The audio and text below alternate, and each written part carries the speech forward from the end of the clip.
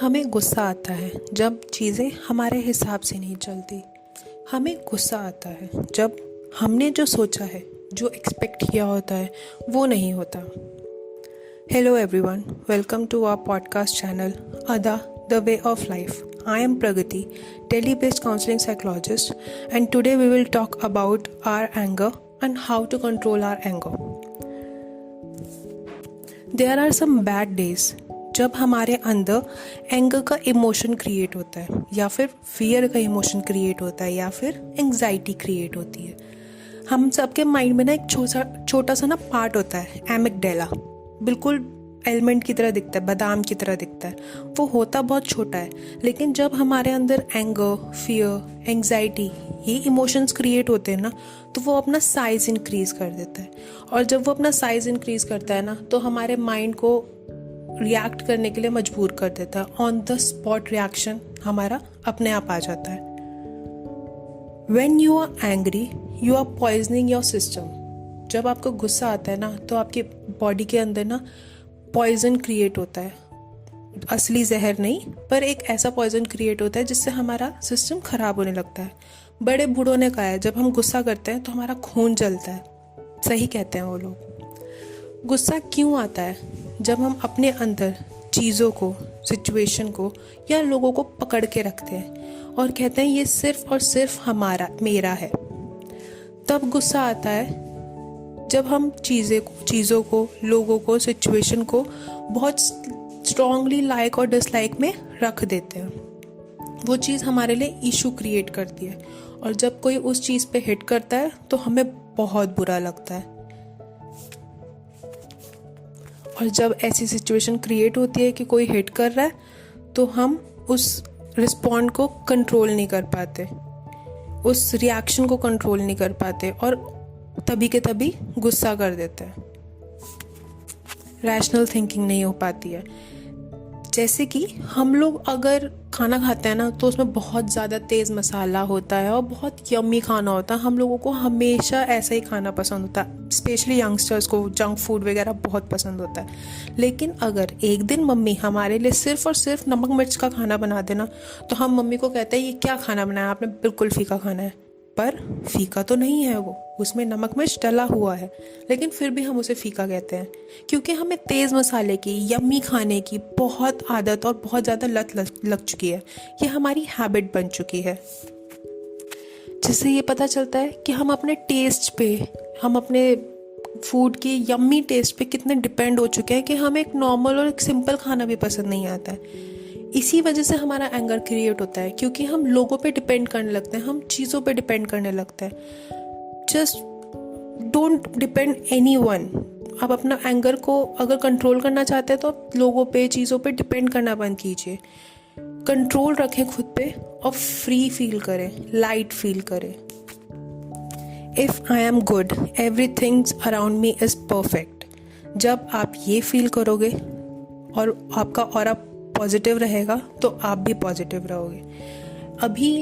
अभी इस सिचुएशन में क्या हो रहा है ना, कि हमारा जो आसपास का एनवायरनमेंट है, that create our aura. But हमेशा आपका ऑरा अगर पॉजिटिव होता है तो आपका आसपास का एनवायरनमेंट पॉजिटिव होता है। पर आजकल हमारे ऑरा को हमारे आसपास की सिचुएशंस, हमारे आसपास का एनवायरनमेंट क्रिएट कर रहा है, जो कि गलत है। जब पेरेंट्स अपने बच्चों पर बार बार गुस्सा करते हैं ना, तो बच्चे अपने पेरेंट्स के गुस्से को फॉर ग्रांटेड लेने लगते हैं। लेकिन अगर पेरेंट्स सिर्फ और सिर्फ मेजर इश्यूज़ पे कभी कभी अपने बच्चों पे गुस्सा करते हैं ना, तो बच्चे उनके गुस्से को सीरियसली लेते हैं। सिमिलरली, अगर हर कोई एक इंसान बार गुस्सा कर रहा है, चाहे एक पार्टनर में, चाहे एक फ्रेंडशिप में, कोई भी अगर बार बार गुस्सा कर रहा है ना, तो सामने वाला उसको फॉर ग्रांटेड लेने लगता है कि इसको तो हर वक्त ही गुस्सा आता रहता है, हम इसकी बात पे इतना ध्यान ही क्यों दें। लेकिन जब वो कभी कभी मेजर इश्यूज़ पे गुस्सा करता है, तो अगला बंदा जिस पे गुस्सा किया जा रहा है वो भी कहता है कि हाँ, इस इंसान को गुस्सा नहीं आता है, इसने आज गुस्सा किया है, तो मुझे इसकी बात सुननी चाहिए। बहुत बार ना ऐसा होता है, ऐसी सिचुएशंस क्रिएट होती है जिन पे गुस्सा करना बहुत ज़रूरी होता है। पर वो गुस्सा अगर आप कंट्रोल के, संभल के करें, तो सिचुएशन को संभाल लिया जाता है, या फिर जिसको आप गुस्सा कर रहे हैं उसको संभाल लिया जाता है। लेकिन अगर आप आउट ऑफ कंट्रोल गुस्सा करोगे तो रायता तो फैलेगा बॉस, फिर आप उसको नहीं समेट पाओगे। गुस्सा हर कोई जानता है क्या होता है, क्यों आता है, कैसे आता है, पर उसको ना आने दिया जाए, इसके बहुत सारे तरीके हैं जिससे आपको अपना गुस्सा कंट्रोल रखना चाहिए। किसी सिचुएशन पे गुस्सा करना और पहले से गुस्सा कंट्रोल करना, कौन सा बेहतर है आप लोगों के हिसाब से? मेरे हिसाब से तो पहले से ही गुस्सा कंट्रोल करना इज़ बेटर ऑप्शन, क्योंकि सिचुएशन में हमें नहीं समझ आता कि हम अपना गुस्सा कैसे कंट्रोल करें। Pluto said, there are two things a person should never anger, at what they can control and what they cannot control। मतलब कि प्लूटो ने कहा है कि जब इंसान को गुस्सा नहीं आता ना, तो वो तब नहीं आता जब उसे पता है कि ये सिचुएशन मेरे कंट्रोल में है, और एक तब गुस्सा नहीं आता जब उसे पता है कि ये सिचुएशन तो मेरे कंट्रोल में है ही नहीं, तो मैं गुस्सा करूँ क्यों। तो जब दोनों सिनेरियो में आपको गुस्सा आना ही नहीं था, तो फिर आता क्यों है आपको गुस्सा? है ना सोचने वाली बात। चलो तो अब हम बात करते हैं कि हमें कैसे अपना गुस्सा, अपना एंगर कंट्रोल करना चाहिए। कुछ तो ऐसे तरीके हैं जो सबको पता होता है कि कैसे करें अपना गुस्सा कंट्रोल, जैसे कि बैक काउंटिंग। हर कोई जानता है 10 to 1 काउंट करो, आपके माइंड को सोचने का, समझने का टाइम मिलता है और आप उसको कंट्रोल करते हैं।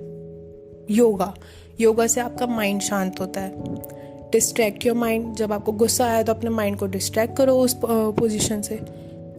या फिर डोंट शाउट, जस्ट टॉक। जब आपको गुस्सा आता है ना, तो आप इमीडिएटली शाउट करने लगते हैं। सो जस्ट कंट्रोल, काम योरसेल्फ, और जिस इंसान पे आप गुस्सा कर रहे हैं ना, उस इंसान से बात कीजिए। अपनी मिसअंडरस्टैंडिंग को, कुछ भी प्रॉब्लम हो सकती है, आप गुस्सा क्यों कर रहे हैं उसमें मिसअंडरस्टैंडिंग हो सकती है, या फिर आप दोनों ने एक दूसरे की बात ना सुनी हो, या फिर किसी थर्ड पर्सन ने कुछ गलत बोल दिया हो। तो आप गुस्सा करने से पहले जो चीज़ है, जिस बात पे आपको गुस्सा आ रहा है, वो चीज़ क्लियर करो। या फिर जब आपको किसी सिचुएशन पे गुस्सा आ रहा है, तो express yourself with your parents, with your friends, with your cousins, with your brother sister, so that आपका जो हार्ट एकदम इमोशन से भर गया है वो थोड़ा लाइटन अप हो जाए। LOL, laugh out loud, funny things find out कीजिए जब आपको गुस्सा आ रहा है, या फिर स्नैपचैट खोलिए, फनी फिल्टर्स यूज़ कीजिए। जो गुस्सा आ गया है वो अपने आप फनी मोड में क्रिएट हो जाएगा और सिचुएशन लाइट हो जाएगी। सब्स्टिट्यूट टू एंड डिस्प्यूट, ये ना बुद्धा प्रैक्टिस का एक पार्ट है, जिसमें हमें ये सिखाया जाता है कि हमें अपने आसपास के पॉजिटिवनेस को हमेशा ध्यान देना है। जैसे कि आपकी सिचुएशन कुछ ख़राब हो गई है, ठीक है, और आपके भाई ने आपको एडवाइस किया है कि आप ये कर सकते हो, तो आप उस पर गुस्सा करने लगते हो, तो मुझे क्यों एडवाइस कर रहा है। जबकि आपको उस सिचुएशन में ये देखना चाहिए कि आपके ब्रदर ने आपकी हेल्प करी है, आपको मदद करने की कोशिश कर रहा है, तो आपके उसको एडवाइस को नहीं, उसके इमोशंस को ध्यान देके उसकी बात को सुनना चाहिए। चैनलाइज योर एंगर, बहुत अच्छा तरीका है ये। जब आपको गुस्सा आता है ना, तो आपकी बॉडी में बहुत सारी एनर्जी आती है to just throughout that anger, but उस एनर्जी को अगर आप यूटिलाइज करें सेल्फ केयर पे, तो बहुत अच्छा तरीका है। जैसे कि सेल्फ केयर में आप एक्सरसाइज कर सकते हैं, आप फास्ट रनिंग पे जा सकते हैं, आपके अंदर बहुत एनर्जी है, आप ये काम कर सकते हैं। क्लीनिंग कर सकते हैं, डस्टिंग कर सकते हैं, या फिर just behave like Lord Shiva. उन्हें जब गुस्सा आता है ना, तो वो तांडव करते हैं, तो आप भी रज के डांस कीजिए।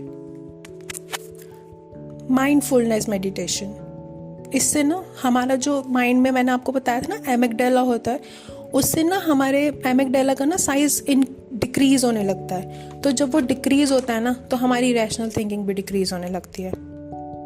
या फिर art is very very helpful to decrease your anger part. जब भी आपको गुस्सा आ रहा है ना, आप पेंटिंग कीजिए, पोएम्स राइट कीजिए, गिटार बजाइए, या फिर डेकोरेट कीजिए अपने रूम्स को। These things helpful to overcome your feelings. Try it and help yourself to control your anger. Thanks for listening me guys. Stay happy, spread kindness, keep smiling. Bye bye everyone.